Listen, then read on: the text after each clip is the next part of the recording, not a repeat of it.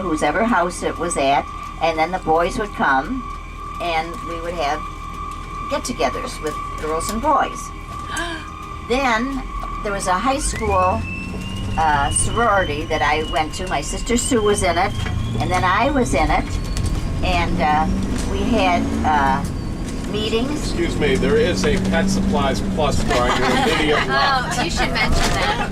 Pet Supplies Plus. And right he's there. already made the tour about him. Anyhow, getting back.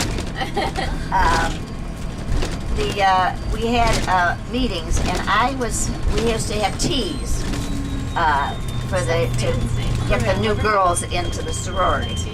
And then we had a Mother's Day luncheon downtown.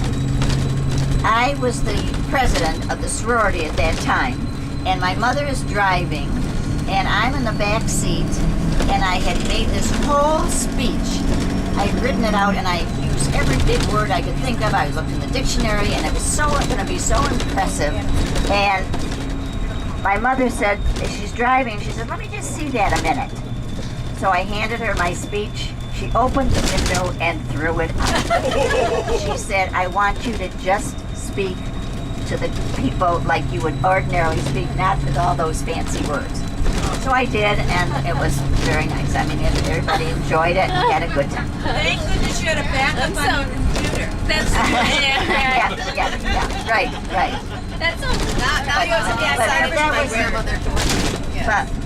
But you know what? My mother really did me a favor because everybody thought my speech was very nice, and it was. I remember when you did that to me. Huh? I remember when you did that to me. I did that to you? No, of course not.